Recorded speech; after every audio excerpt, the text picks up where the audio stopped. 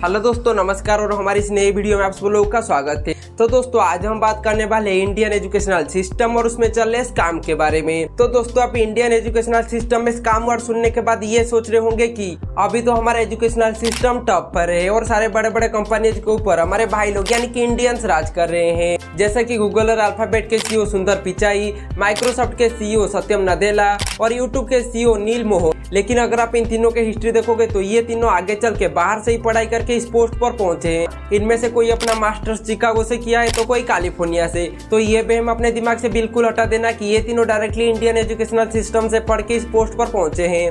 और आप ये फैक्ट सुनकर बिल्कुल हैरान हो जाओगे कि इंडिया जितना इंजीनियर एक साल में प्रोड्यूस करता है उतना तो स्विट्जरलैंड का पूरा पॉपुलेशन नहीं है, लेकिन फिर भी रिसर्च एंड एवोल्यूशन में स्विट्जरलैंड हमसे कई ऊपर है। और इन सबका मेन रीजन है हमारा इंडियन एजुकेशनल सिस्टम। अगर आप कुछ गिने चुने institution such as IIT NIT को छोड़ देंगे तो बाकी जगह पर आपको इंजीनियरिंग सर्टिफिकेट बिकते हुए मिलेंगे। हाँ, वो भी कोई एक दो कॉलेजेस नहीं बल्कि उनकी गिनती हजारों में है। और कई कॉलेजेस तो ऐसे हैं जो कि सिर्फ उन बच्चों के लिए चलता है जो कि साल में सिर्फ 2 बार कॉलेज आते हैं, वो भी एग्जाम देने के लिए। और फिर वही बच्चे यूनिवर्सिटी को टॉप कर जाते हैं क्योंकि कॉलेज उन्हें खुद चीटिंग प्रोवाइड करता है कि तुम चीटिंग करो और सर्टिफिकेट ले जाओ। और इन्हीं सब कारणों की वजह से हमारा देश ढेर सारे इंजीनियर्स तो पैदा कर देता है पर बाकी देशों से पीछे रह जाता है। हमारी एजुकेशनल सिस्टम में रटने वाली एजुकेशनल सिस्टम, जो बच्चा जितना ज्यादा रटेगा वो ज्यादा मार्क पाएगा। पर जो चीज आप एग्जाम के टाइम पर रटे होंगे ना, 99% चांस है उस एग्जाम के बाद वो चीज आपके आगे चल के कोई भी काम पे नहीं आएंगे। अगर हम एक सिंपल एग्जाम्पल ले तो A+B का होल स्क्वायर और A+B का होल क्यूब का फॉर्मूला, ये फॉर्मूला मैंने 10th के टाइम पर पढ़ा था पर उस एग्जाम के बाद ये शायद ही मेरा कोई काम आया है। लेकिन अगर आपको कोई ये फॉर्मूला पूछ दे कि A+B का होल स्क्वायर का फॉर्मूला क्या है और उसी टाइम पर आपको ये फॉर्मूला याद नहीं आए तो बंदा आपके ऊपर हंसेगा। लेकिन उस बंदे को ये पता नहीं होगा कि इस फॉर्मूला का हमारी जिंदगी में काम क्या है, लेकिन वो बंदा आपके ऊपर हंसेगा क्योंकि ये हमारा सोसाइटी। अगर आप कोई नया फोन लॉन्च होता है तो 4 या 6 महीने के बाद उसका नया मॉडल आ जाता है और उस पुराने मॉडल को कोई नहीं पूछता है।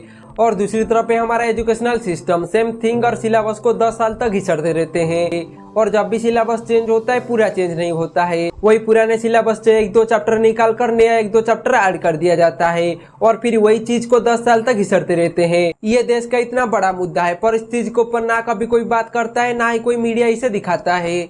अगर किसी के ऊपर कोई कमेंट मार देता है तो हमारा मीडिया उसे 1-1 महीना तक दिखाते रहता है और उस चीज के ऊपर लाइव डिबेट भी होता है। पर ये देश का इतना बड़ा मुद्दा है पर इसके ऊपर कभी कोई बात नहीं होता है क्योंकि इसमें कोई TRP नहीं है। हमारे माँ बाप से लेकर हमारे एजुकेशनल सिस्टम तक हमें यही सिखाया गया है कि अच्छे मार्क लाओगे तो अच्छे कॉलेज में पढ़ोगे और फिर वहाँ पर अच्छे पढ़ोगे तो तुम्हें गवर्नमेंट जॉब मिल जाएगा और तुम्हें गवर्नमेंट जॉब मिल जाएगा तो तुम्हारा लाइफ जिंगा लाला। अगर तुम्हें गवर्नमेंट जॉब मिल गया तो तुम काम करो या ना करो तुम्हें सैलरी मिलती रहेगी। भाई ये पहले था कि तुम काम करो या ना करो तुम्हें सैलरी मिलती रहती थी, पर अभी हमारा गवर्नमेंट बहुत ही ज्यादा स्ट्रिक्ट हो गया है। अगर तुम काम करोगे तो तुम्हें सैलरी मिलेगी, नहीं तो तुम्हें नौकरी से निकाल दिया जाएगा।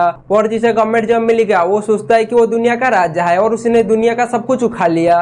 और जिसे गवर्नमेंट जॉब नहीं मिला वो ये सोचता है कि मेरे जिंदगी में कुछ किया ही नहीं। और इसी बात को सोचते हुए वो बंदा इतना डिमोटिवेट हो जाता है कि अपना क्रिएटिविटी और टैलेंट के ऊपर ध्यान नहीं देता है। हमारे एजुकेशनल सिस्टम में क्रिएटिविटी का जैसे कोई कदर ही नहीं है, सिर्फ पढ़ाई करो, रट्टे मारो और गवर्नमेंट जॉब पाओ। और इसी वजह से तो हमारा देश स्विट्जरलैंड जैसे छोटे देशों से पीछे रह जाता है। पर आप अभी जितने भी सक्सेसफुल लोगों को देखोगे ना, वो जनरली हमारे एजुकेशनल सिस्टम से बाहर होंगे।